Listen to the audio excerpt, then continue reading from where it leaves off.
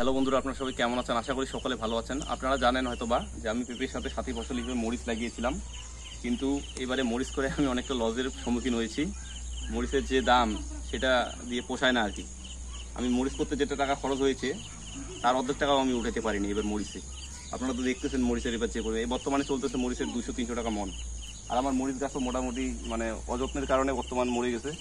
যত্ন কীভাবে করবো এখন যদি এখান থেকে একটা ভালো পরিমাণে টাকা আসতো তাহলে হয়তো মন চাইতো যে যত্ন করবো, কিন্তু বর্তমানে 200-300 টাকা মন মরিচের ছিড়ানি নিতেছে আমাদের এদিকে 300-350 টাকা করে।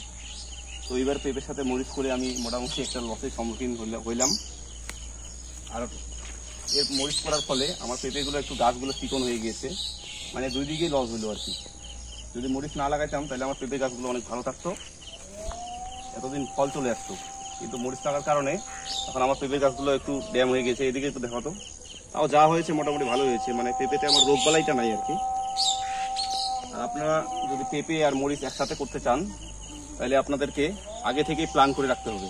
মানে প্ল্যান বলতে কেমন, আপনার পেঁপেটা 2 সারি করে লাগায়, তারপরে আপনি বেড তৈরি করে তার সাইডে মাঝখান দিয়ে হয়তো বা 2 সারি মরিচ দিতে পারেন, কিন্তু পুরোটাই দেওয়া যাবে না। পুরোটাই দিলে দেখতেছি পেঁপের গাছগুলো চেহারাটা অনেক খারাপ হচ্ছে, এতে করে আপনার লস হবে।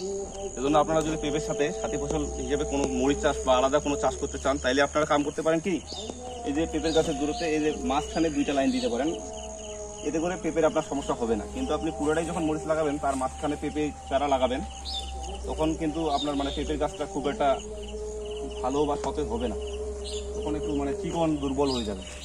দেখেন আমার পেঁপেগুলো এই কারণে একটু দুর্বল হয়েছে। আর বর্তমান যেহেতু মরিচের দাম নেই, এই কারণে আমি মরিচের গাছগুলো উঠাই দিচ্ছি। আর মরিচের গাছ অধিকাংশ মারা গিয়েছে, আমি যেহেতু যত্ন নিতে পারিনি পরে, আর মরিচের দামও ছিল না, ওইরকম এনার্জিও ছিল না। আর কাজ হয়েছে, আর ইদানিং যে বৃষ্টি পড়েছে, বৃষ্টি আর রোদের কারণে মরিচের গাছগুলো মরে গেছে। কিছু কিছু বেঁচে আছে, কিন্তু বর্তমান যে দাম, ওই দাম দিয়ে আসলে এগুলো রেখে লাভ নেই। যেহেতু আমার সাথী ফসল হিসেবে পেঁপে আছে, রাখলে হয়তো আমার পেঁপে গাছগুলো আরও খারাপ হবে। এই জন্য আমি আজকে পেঁপে গাছগুলো উঠাই দিচ্ছি। আর এদিকে দেখেন পিচ্ছিগুলো আজকে মরিচের গাছগুলো উঠাই দিচ্ছে। এরা আর কি শখ করে কাজটা নিয়েছে আর কি, আপনারা কিছু মনে করিয়েন না যে কৃষির দ্বারা কাজ করাচ্ছে। এরা করছে যে স্কুল টিস্কুল বন্ধ আছে, এই জন্য আজকে হঠাৎ করে বললো যে আমরা শখ করে নেই কাজটা, ওরা সবাই মিলে আর কি ভাগ করে নিবে। যেহেতু অল্প কাজ, আর এই কাজটা যেহেতু অনেক ভারীও না। আর পেঁপে গাছগুলো আমার হয়তো বা কিছুদিনের মধ্যে ফল চলে আসবে। কিছু কিছু পেঁপে একটু ছোট হয়েছে গাছগুলো, কিন্তু অধিকাংশগুলোই বড় হয়েছে। এই যে ফলগুলো একটু দেখো তো, এদিকে থেকে ফল ধরা শুরু করেছে। আর এটা হচ্ছে আমার বাবু পেঁপের জাত। তো বন্ধুরা, আজকে এ পর্যন্তই। ভিডিওটি ভালো লাগলে আমার চ্যানেলটি সাবস্ক্রাইব করে পাশে থাকবেন। ধন্যবাদ সকলকে। এদিকে একটু দেখো তো।